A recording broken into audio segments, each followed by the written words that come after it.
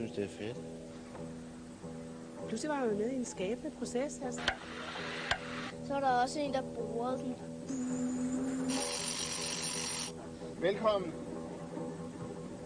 Welcome. It's about the same. Bienvenue.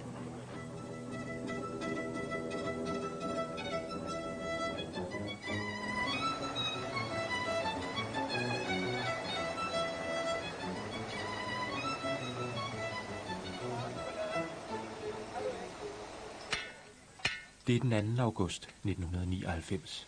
Vi er ved starten af et enestående kulturelt eksperiment set med danske øjne. Efter idé af Israels mest berømte billedhugger Jarl Arzi har Farum nord for København inviteret 8 internationalt anerkendte skulptører til kommunen, heraf danskeren Jesper Nergård. Jeg tændte på ideen med det samme, fordi det lyder utroligt flot at samle mange kunstnere. Både for at give dem en oplevelse, men også for at give alle borgere en oplevelse af at se, hvordan man skaber noget ud af ingenting. Det er jo det, der er så flot ved kunst. At der er ingenting, der er bare en sten, og så laver du noget flot ud af det, og den proces er flot at følge. Kunstnernes arbejdsplads er Fredtofteparken i Farum. Her skal de 8 billedhuggere og deres assistenter i løbet af de næste 27 dage forvandle rå granit- og marmorblokke til færdige skulpturer for øjnene af publikum. Og det er der en politisk idé med. Dels giver man borgerne en stor oplevelse, mens det står på. Dels giver man borgerne en permanent skulptursamling i Skulpturparken i Farum, som er enestående, ikke alene på grund af dens tilblivelse, men også på grund af den høje kunstneriske kvalitet. Vi får en skulptursamling, som det ville have været enormt kostbart at købe, hvis vi skulle have købt den færdig. De 8 skulptører har forpligtet sig til at arbejde hver dag i Fredtofteparken og i alt slags vejr. Og når de engang er færdige, ja, så bliver skulpturen kommunens ejendom og skal stå i parken for tid og evighed. Til gengæld betaler Farum kunstnernes rejse, deres ophold og deres fortæring. Og marmor- og granitblokkene fra Bornholm, Sverige og Sydeuropa, ja, dem stiller kommunen gratis til rådighed. It is not common in Denmark for the moment to spend money in this way. Everybody are talking about cutting expenditure. Cutting down is very pessimistic. If you are mayor, you only have to cut down and make people unhappy. Men i Farum er der tilsyneladende bred opbakning til det utraditionelle kommunale initiativ. For en gang skyld bruger vi nogle af vores grønne områder til noget alternativt. Det er jo positivt i sig selv, ikke? De gjorde det meget flot, og det var faktisk også meget spændende at se på dem lave alt det der. Hvad var det spændende? Det var, da de borede og hamrede og alt det der, men det gjorde lidt ondt i ørerne. Det er jo noget med naturen, der pludselig kan omskabes til et eller andet, hvis nogen har evner og fantasi nok til at gøre det. Og det synes jeg jo er spændende nok, selvom naturen i sig selv jo også er dybt fascinerende, så er det jo en ekstra dimension, der kommer oveni, når folk pludselig begynder at arbejde med naturen. Ikke? Jeg har aldrig, i de mange år, jeg har beskæftiget mig med politik, har jeg aldrig oplevet så mange glade borgere helt spontant komme hen og sige, hvor er det fantastisk, det I laver her. Hvor er vi glade for, at I laver det. Og kunstnerne er også glade. For ud over aftalen med kommunen får de også del i al den offentlige omtale, skulptursymposiet naturligt fører med sig. Nu er den så kæmpestor og rå, og om en måned så skulle den så gerne være forvandlet til en stor udgave af den lille model på 40 cm, der står her. Symposiet er det første af sin art i Norden, og medier fra både ind- og udland er på pletten lige fra åbningen for at rapportere fra den kommune, der også satser på sport, og med et nyt stadion, ikke mindst på fodbold.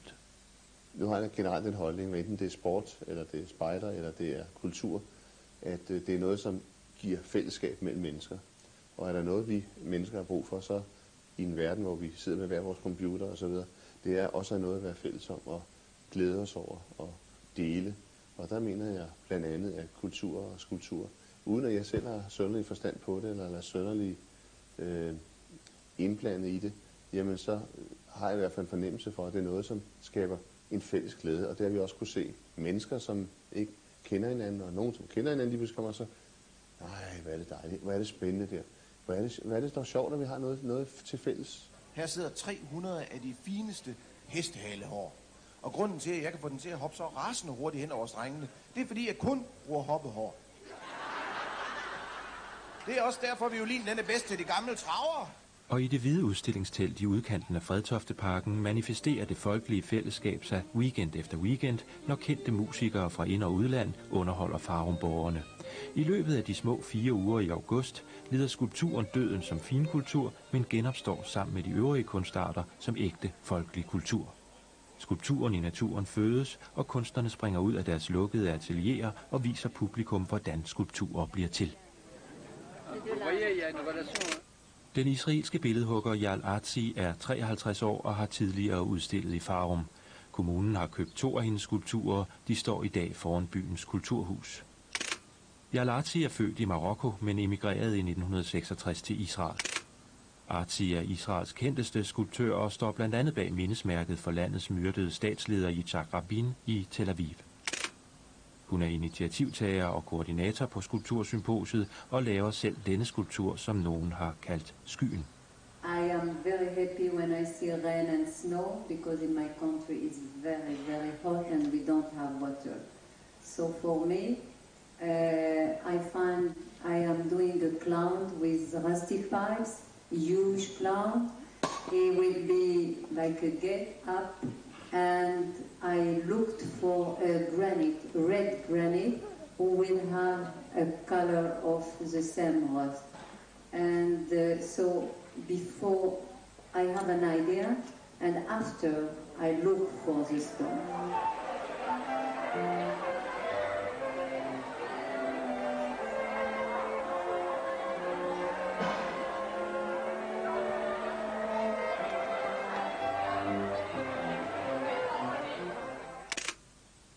Den japanske billedhugger Tetsuo Harada er 50 år og arbejder som regel i granit, marmor, træ og bronze. I 1973 slog han sig ned i Frankrig for at studere på Kunstakademiet i Paris. Siden har han undervist i 14 år på arkitektskolen i Versailles. Harada deltager i mange symposier verden over og har planer om at dække det meste af verden med en serie af skulpturer under fællestitlen Earth Weaving. Der står indtil nu 35 af den slags værker i Japan, Europa og USA, og nu får Farum altså også del i det verdensomspændende væv. When I do the sculpture, I think next sculpture, or before I do the sculpture, so I would like to go this direction, and so this all over the sculpture in the world will be in the union and the friendship and so peace, that everything for the mean, philosophic mean for me, because the sculpture for me not just only to make the beautiful things. It's more important to ideas, to philosophy, something the artist can say in the public society. I think about my baby, doesn't keep me worried all the time. Yeah, I gotta do about my baby, doesn't keep me worried all the time.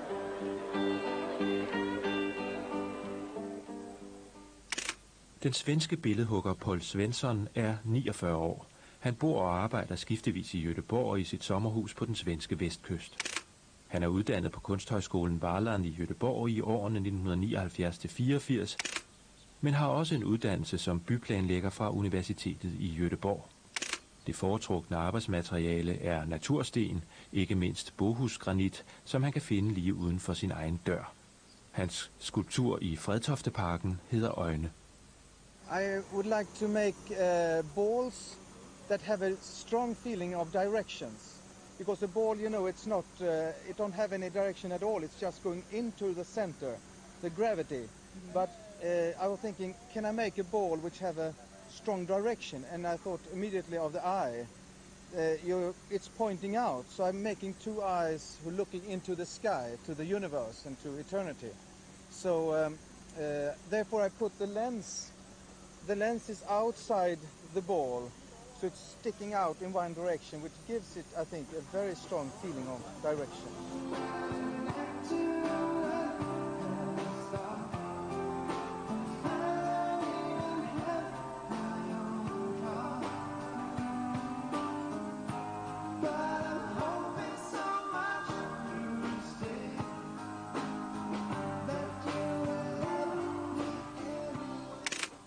Den 50-årige franske billedhugger Nicolas Berthoud bor og arbejder i Italien.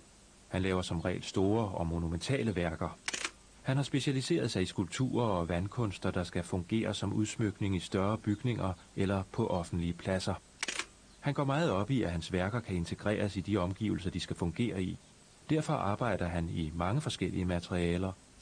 Fra beton, marmor og granit, over stål og plastik til polyester. Skulpturen i Farum er lavet i marmor og går under navnet Muslingeskallen. Le marbre de Carrare, c'est un choix parce que c'est un matériau que je peux utiliser relativement facilement. Il me permet de trouver des dimensions qui correspondent à mes projets. Et j'habite à Carrare, donc pour moi c'est une facilité. L'idée de la sculpture est venue de... J'essaye toujours de relier mes projets, mes sculptures avec l'endroit où je les mets. Et donc j'avais demandé à la municipalité de Farum de m'envoyer des photos, des documents, des cartes postales, des choses comme ça. Okay. Et puis j'ai rien reçu. Alors j'ai dit je vais quand même relier mon projet avec l'endroit où il sera, donc je le relie à la Lune. Parce que la Lune je la connais. J'ai la même en Italie, on a la même partout. Donc j'ai fait un projet qui est un miroir en fait pour la Lune. Donc il est orienté, il sera orienté parfaitement vers le sud et la sculpture est inclinée pour être dans la direction de la Lune et du Soleil.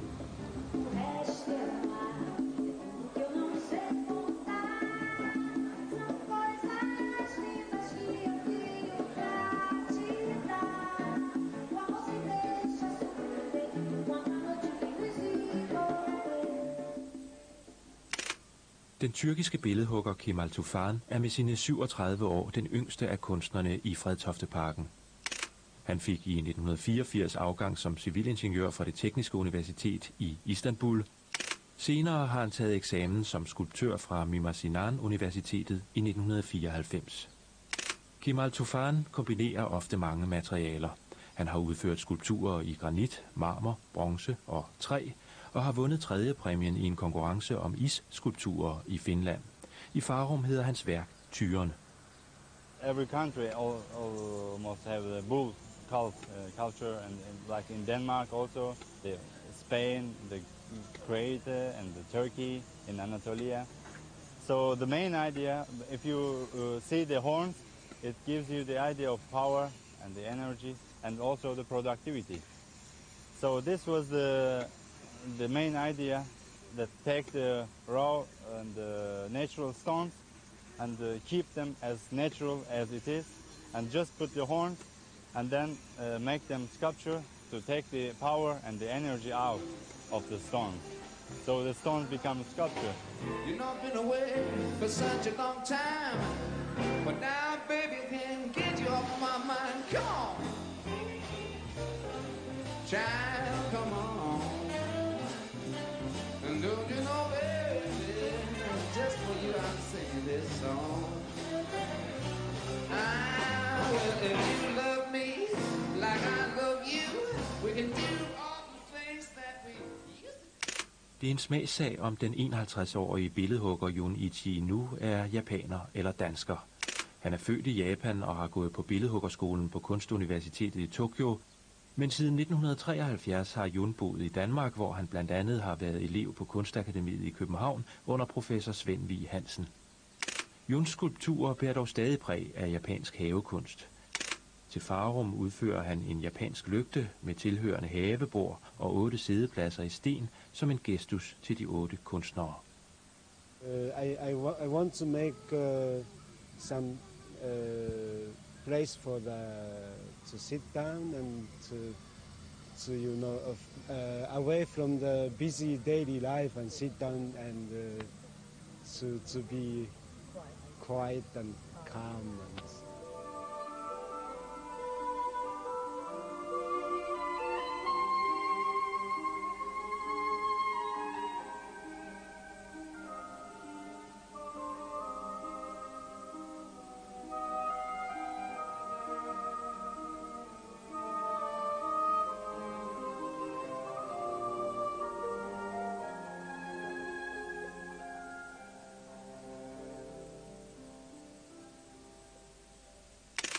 Billedhuggeren Cynthia Sarr, født i Hongkong og opvokset på Taiwan og i Japan, er 46 år.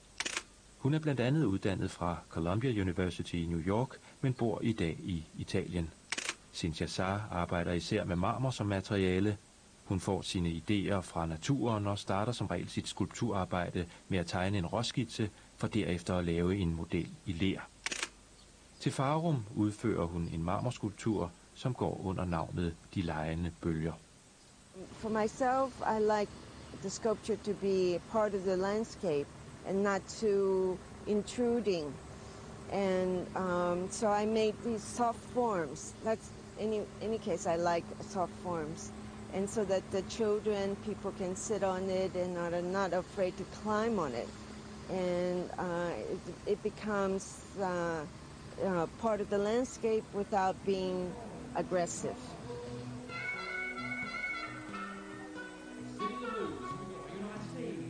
One and one is two, and two is four. When I come in this evening, baby, we're gonna walk right out that door. I said, come on, yeah, yeah. Baby, don't you wanna go to that little loving city, sweet home Chicago. Den 60-årige danske billedhugger Jesper Neergaard var 33, inden han opdagede sine evner som skulptør. Indtil da havde han blandt andet undervist i litteraturvidenskab på Københavns Universitet. Under et hospitalsophold gik han i gang med at tegne, og da en kvindelig skulptør kort efter så hans tegninger, opfordrede hun ham til at forsøge sig med portrætter i ler. Jesper Neergaard fandt dog hurtigt ud af, at han hellere ville hugge bort end føje til. Det har han nu gjort i over et kvart århundrede i sit hjem på Sjælland og i boligen i Italien. Til Farum udfører han skulpturen Vandvogteren, og den har fået hoved med øjne på oppe i toppen. I don't know why I put eyes, but it could be because so many hundreds of people have been looking over my shoulder when I was working that I wanted to look back on them. It's also since we are on the threshold of a new millennium. I have been thinking of future invasions going to help us to take care of our Earth, tiny Earth. So all the children call it the alien. Farums skulptursymposium blev også en succes for børnene. De fik blandt andet mulighed for at lave deres egne skulpturer i gasbeton, og i enkelte tilfælde stillede billedhuggerne også stykker af de rigtige skulpturer til rådighed for børnenes nysgerrighed.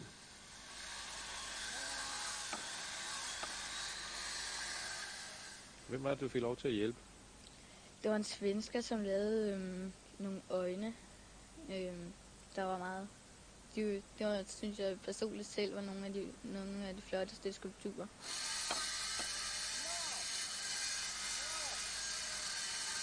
Kan du huske, hvor de øjne de kiggede hen? Ja, de kiggede op, Hvorfor tror du, de gjorde det?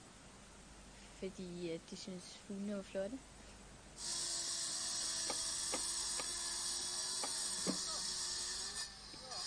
Det lignede en kugle, men det var sådan en sort kugle, som de havde lavet sådan helt sort. Det var helt sort. Det var kommet ned en formiddag og så en lille klasse, eller en klasse med små børn, som stod i nød og fulgte det der.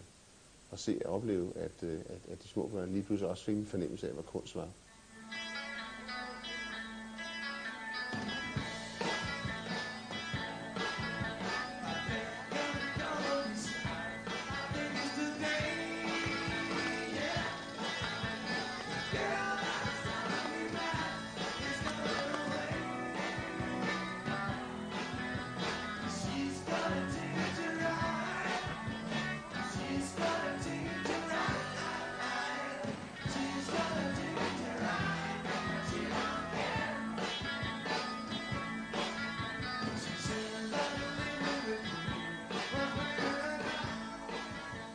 Og nydelsen ved natur og skulptur er tilsyneladende ikke kun begrænset til de yngste generationer. En meget gammel dame, der står og lægger hånden op på den meget store skulptur, som Jari Lartsi har lavet nede i Skulpturparken, og man kan se, hvordan hun står med hånden på skulpturen og gør så mange tanker om, hvad det er, hun rører ved, hvad det er, hun ser der, hvor hun er. Der er ingen tvivl om for mig, at hun havde en stor oplevelse, da hun stod ved den skulptur. Men selvom skulptursymposiet i Farum altså har slået an både blandt børn, voksne og ældre, så er det stadig et åbent spørgsmål, om etablering af skulpturparker bør være en opgave for en kommunal pengetank. Nogen skal jo sætte det i gang, må jeg lige vil sige. Så du er glad for, det er en kommune, der gør det? Ja, ellers var det vel ikke blevet til noget. Er det dit indtryk, at Farum Kommune har råd til det her? Ja, det lader det jo dertil. Jeg synes, jeg lige har læst noget om, at budgettet var godt nok. Skatteprocenten er jo også blevet sat op. Ja, men det er jo ikke noget at sige til. Penge skal jo komme ind et sted. Det koster jo selvfølgelig, når det er kommunalt, ikke? Men lad os bruge det fornuftigt, ikke? I vores samfund, hvor beskatning er så høj, så er der ikke så mange mennesker, som har råd til på privat initiativ at lave ting og sager. Det kunne man bedre før, hvor skatten var lav. Men i dag er der stort set alle, som har et eller andet beløb tilbage, men de har ikke råd til at lave de store ekstraordinære ting. Og der skal pensionskasser og kommuner og andre altså kende deres rolle. Og vi har en rolle, fordi vi har trods alt ressourcer for mange borgere, vi kan pulje sammen til at lave sådan et projekt. Så det er min opfattelse, min livsopfattelse, at det skal vi gøre. Farums Internationale Skulpturpark, længe leve! Hurra! Hurra! Hurra! Vi har som udgangspunkt i Farum Kommune mange borgere, vi skal tage hånd om, værne om, gøre noget for. Og hvis vi sikrer, at der er tilstrækkeligt mange ressourcestærke borgere, også i Farum, som kan bidrage med at gøre noget for dem, der har brug for de med de bredere skuldre, så bliver det overkommeligt for os alle sammen. Så kan vi holde et meget højt niveau i Farum, selvom der også er forholdsvis mange, vi skal hjælpe. Og der er kultur en af drivkræfterne. Og endelig kom dagen den 29. august, hvor alle skulpturerne var færdige og skulle overdrages til kommunen. Det er vores skulpturpark i Farum fra nu. Overdragelsen blev blandt andet fejret med israelsk musik og folkedans af The Jerusalem Folklore and Dance Ensemble.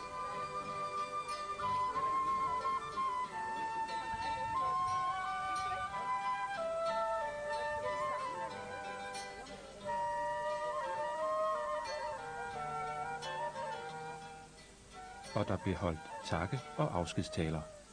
Really, the human contact we had here in Farum was richer than a real creation we did.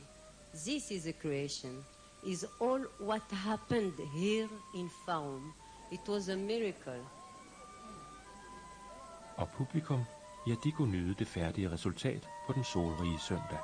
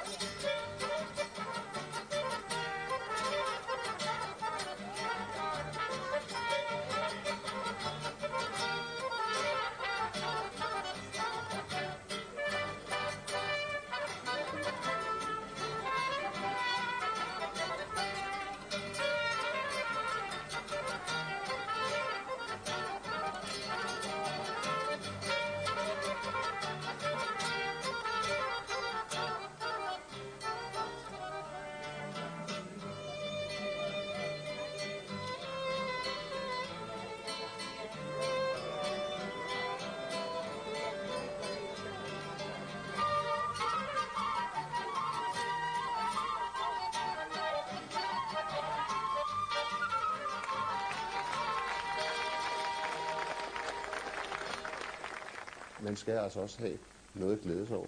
Og vi prøver også at lave forskellige skulpturer forskellige steder i kommunen nu. Også oppe ved stadion kommer der en meget smuk skulptur, ude i vores kryds kommer der en smuk skulptur. At vi forener alt det med at hjælpe med, at der også er noget, vi kan glæde os over rent kunstnerisk. Så kodeord for alt det her, det er i virkeligheden livsglæde. Det er livsglæde, ja. Det er en lille sjæler. Vi musikere kalder det nogle gange for en grædende iraner. Altså en tårerperser. Nå. Ja. Skal man jo passe på, hvad man står og siger. Ja, og den lyder sådan her.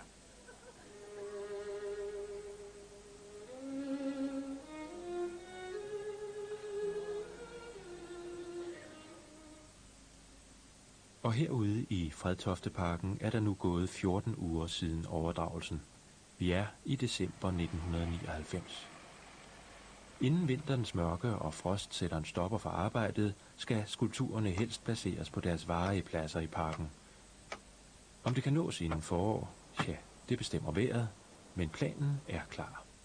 Altså det at lave skulptursymposium, hvor Farums borgere nu har haft mulighed for at følge hele processen fra den rå sten til den færdige skulptur med alle de faser, der ligger derimellem. Se, hvordan det at arbejde med en skulptur er meget hårdt arbejde. Gå og forestille sig, hvad kommer der nu ud af den sten. Følge det fra dag til dag i en hel måned. Det er jo en fantastisk proces. Altså det folk er vant til med skulpturer, det er, at de bliver stillet op et eller andet sted, og så står de der, og ingen aner, hvad der er foregået fra sten til skulptur. Det har Farums borgere nu haft en fantastisk mulighed for at opleve.